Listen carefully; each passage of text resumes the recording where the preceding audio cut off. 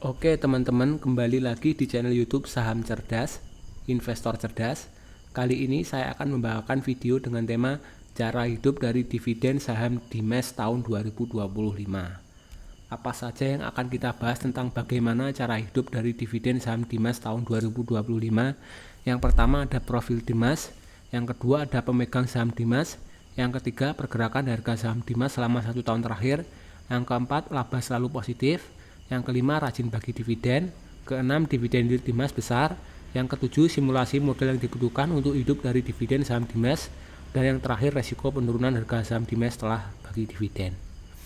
Oke, profil Dimes Pura Delta Lestari Tbk.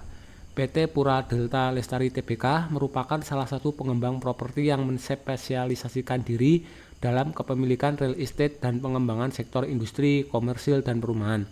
Kegiatan utama perseroan adalah pembebasan lahan, pengembangan dan penjualan real estate untuk keperluan industri, serta pengembangan dan penjualan properti komersil dan perumahan pendukung sektor industri, dan penyediaan sarana dan prasarana tambahan dan jasa pengelolaan real estate. Salah satu proyek perseroan adalah Kota Delta Mas, kota industri kombinasi yang mandiri. Pemegang saham Dimes ada PT Sumber Arus Mulia sebagai pengendali, lalu ada Sojits Corporation juga sebagai pengendali, dan sisanya masyarakat non-warkat sebanyak 8.500 juta lembar atau sekitar 17%. Nah, untuk PT Sumber Arus Mulia sebagai pengendali, dia memegang 27.600 juta lembar saham atau sekitar 57,28%, dan Sojits Corporation sebanyak 12.050 juta lembar saham atau sekitar 25%. Nah, untuk jumlah pemegang saham Dimes pada November 2024 sebanyak 47.000. Lalu dia turun terus pemegang sahamnya sampai Maret 2025 sebanyak 45.000 atau turun sekitar 2.700-an orang. Nah, dia naik lagi pada April 2025 jumlah pemegang sahamnya menjadi sebanyak 48.900 orang.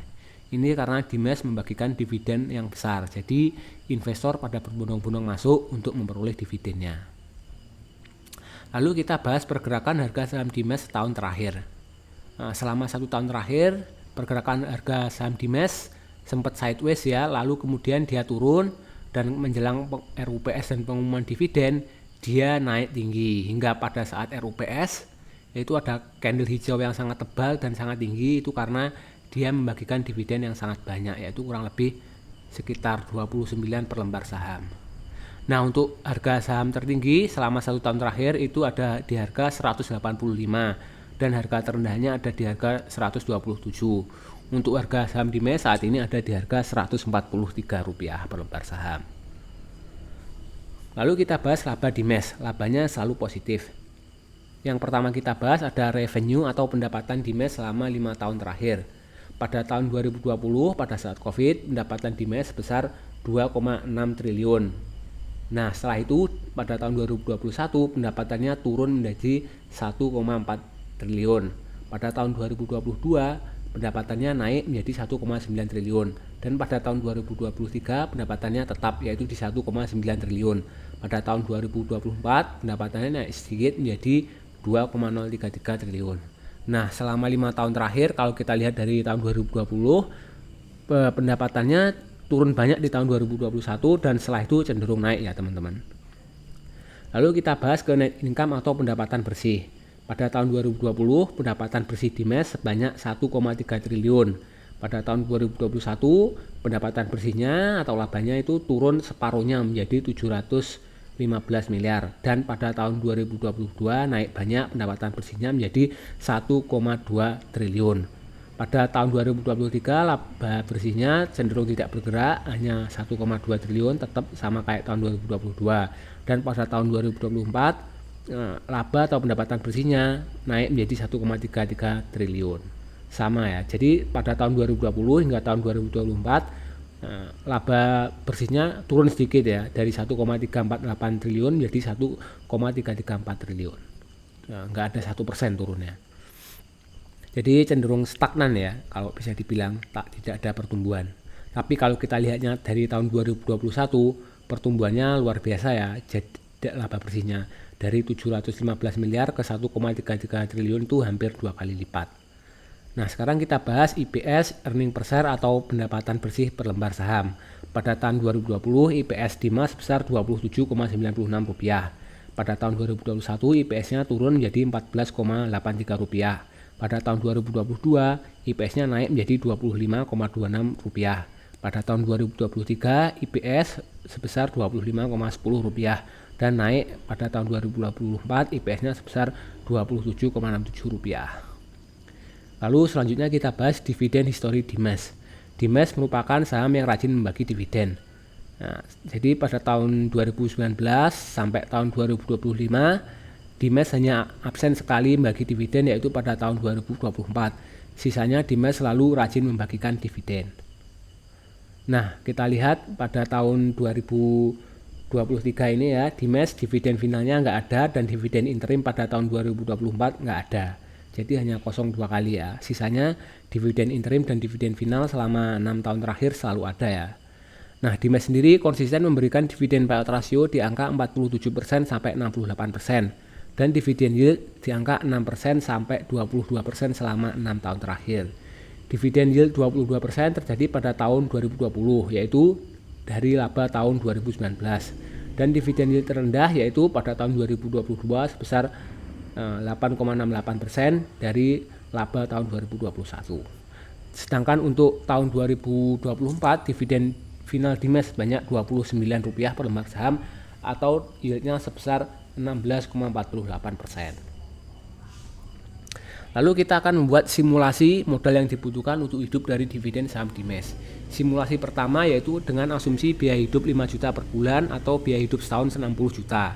Dividen payout ratio Dimas sebesar 104,81% dan dividen Dimas per lembar 29. Maka butuh 2.068.000 lot, 2.068.000 lembar saham atau 20.689 lot saham Dimas untuk memperoleh dividen 60 juta setahun. Harga saham per lembar Dimas saat come date Rp176, maka modal yang dibutuhkan Rp364 juta. Lanjut yang kedua, asumsinya biaya hidup per bulan 10 juta atau biaya hidup setahun 120 juta.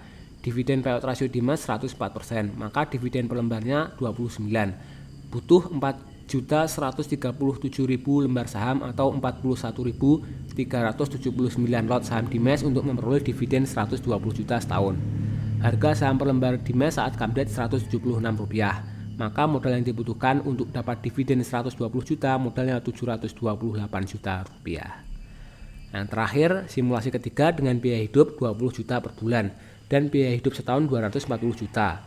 Dividen payout ratio Dimas 104% dan dividen per lembar 29, maka butuh 8.275.000 lembar saham atau 82.758 lot saham Dimas untuk memperoleh dividen 240 juta setahun.